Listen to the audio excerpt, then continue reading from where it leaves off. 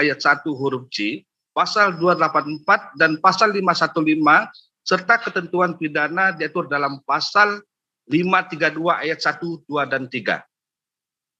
Pengaturan pasal tersebut Bapak Ibu sekalian terbatas pada subjek pelaksana, peserta dan tim kampanye. Pembatasan subjek ini dapat dijadikan celah bagi calon yang ingin meraih kekuasaan dengan cara jalan pintas dan tidak benar dalam pemilu. Misalnya yang melakukan politik uang adalah relawan atau tim calon legislatif dan mereka tidak didaftar di KPU Kabupaten Kota.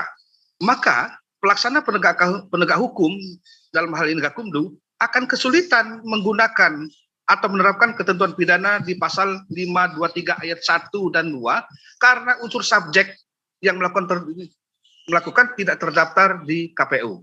Nah, ini Bapak Ibu sekalian peserta webinar sekalian.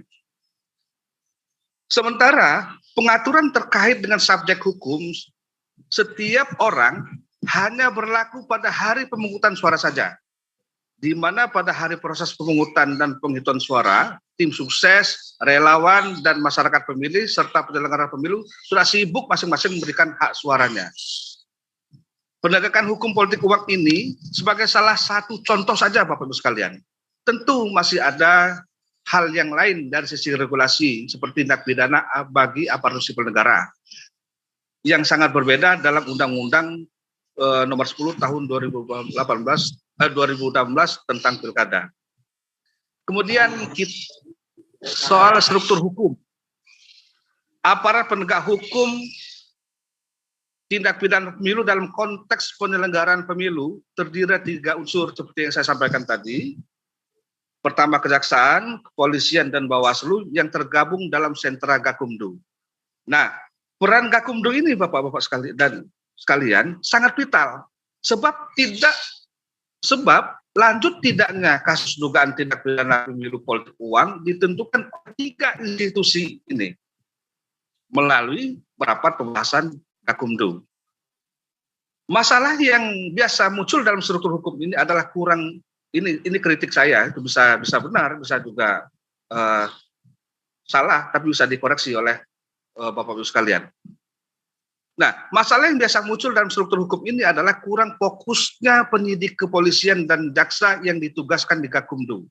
Sebab pada saat yang sama memiliki tanggung jawab yang harus ditunaikan di institusinya masing-masing untuk menangani perkara di luar kasus pemilu.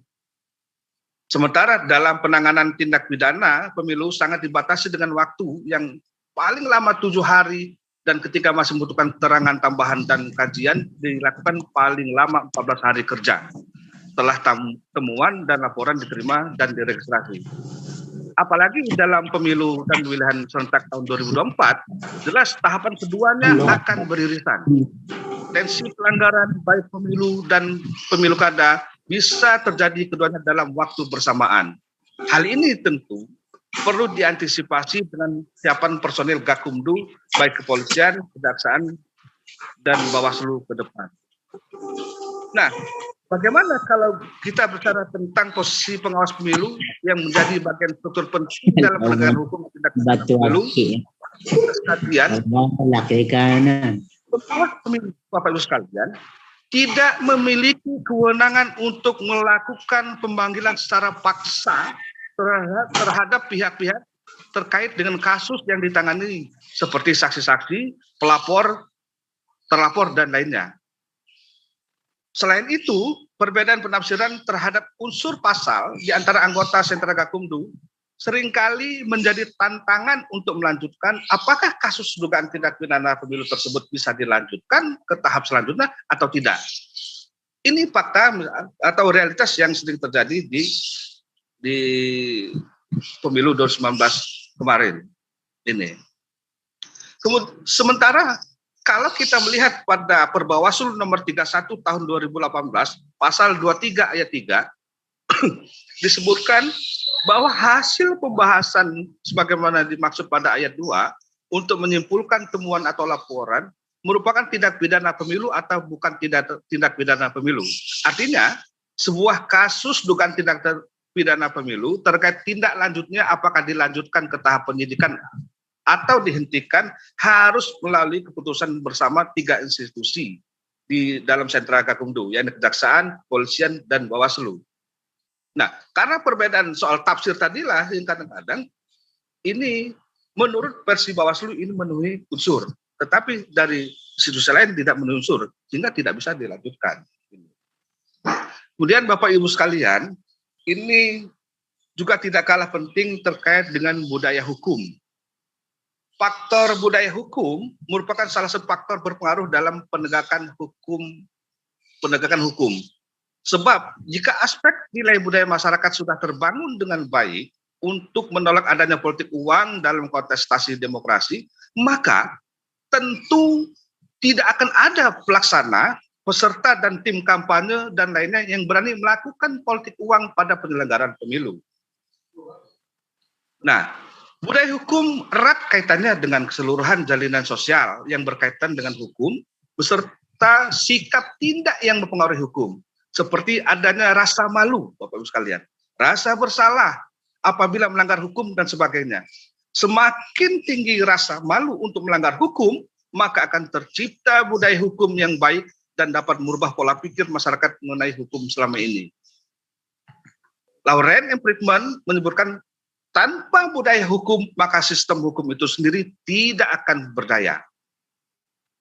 Budaya hukum pada penyelenggaraan pemilu berkaitan dengan rasa malu dan rasa bersalah melakukan tindak pidana politik uang masih perlu ditingkatkan, Bapak sekalian.